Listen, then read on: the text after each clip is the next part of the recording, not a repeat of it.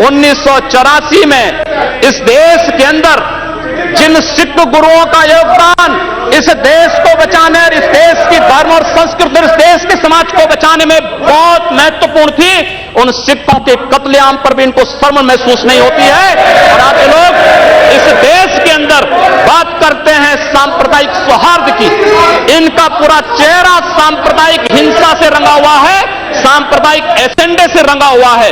और इसीलिए बंधु महोदय, इस देश के अंदर असम में क्या हो रहा है, बांग्लादेशी घुसपैठिए इन लोगों के अपने हो गए और इस देश में लाखों वर्षों से रहने वाला समुदाय पराया हो गया। इस देश के अंदर महोदय, असम में बांग्लादेशी घुसपैठियों के कारण Kokrajhar. He mentioned about communal rights. I request you that 2011 he has given a figures. Those are wrong figures. No, he has completely forgotten 10 to 2013. No.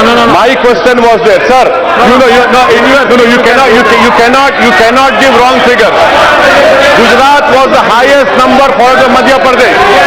I have my question over here answer. I request you to check the record. सच्चाई कड़वी होती है और कड़वी सच्चाई लोग स्वीकार करने को तैयार नहीं, क्योंकि लोग उस बीमारी से स्वयं त्रस्त हो चुके हैं जो बीमारी इन्होंने पूरे देश को दी है, और इसीलिए ये लोग उस सच्चाई को स्वीकार नहीं कर सकते। कश्मीरी पंडितों के निष्कासन पर और कश्मीर पे हुए अत्याचार पर ये लोग मौन थे।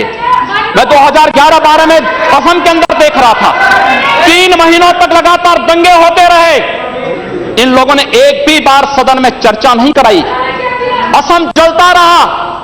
और तो और कांग्रेस के लोग एक बार तो असम के ही मुख्यमंत्री को कटघरे में खड़ा कर दिया कि इन्होंने बोडो लोगों के बारे में कैसे बोल दिया। अरे बोडो वहां का नागरिक है, उसके बारे में नहीं बोलेंगे, किसके बारे में बोलेंगे? लेकिन ये लोग बांग्लादेशियों घुसपैठियों की वकालत करते हैं, और बांग्लादेशी घुसपैठियों की वकालत करते हुए इन लोगों ने पूरे बांग्लादेश, पूरे पूर्वोत्तर के भारत का जो समीकरण बदला है। महोदय, असम के अंदर आज कोकराझार, धुबरी, चिरांग और बरबेटा जिले जो हिंसा की सर्वाधिक चपेट में हैं, वे सर्वाधिक चपेट में जो जिले हैं वे इसलिए हैं क्योंकि बांग्लादेशी घुसपैठी वहां पर आकर के जमीनों पर कब्जा किए हैं।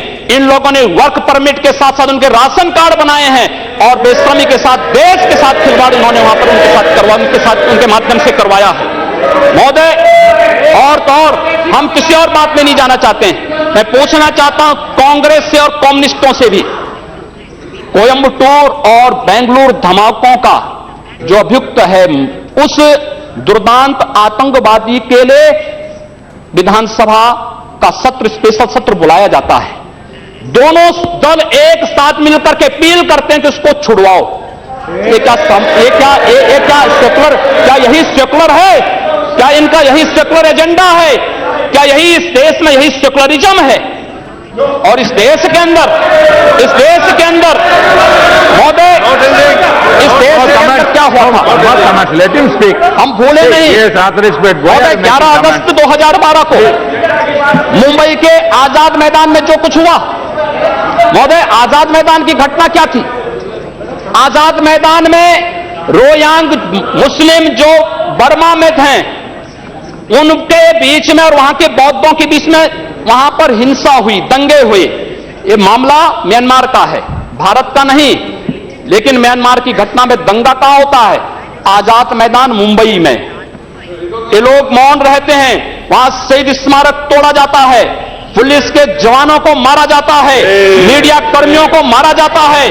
उनके साथ साथ पुणे में दंगे हुए, उनके साथ उत्तर प्रदेश के अंदर बरेली में, लखनऊ में, कानपुर में, इलाहाबाद में दंगे हुए।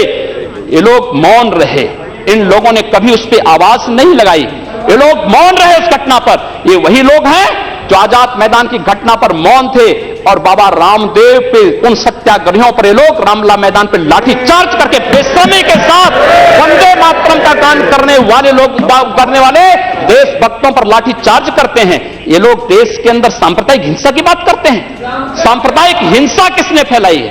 कौन फैला रहा है इस देश के अंदर? कौन इस देश के अंदर सच्चर कमेटी के नाम पर समाज को बांटने का कार्य कर रहा है?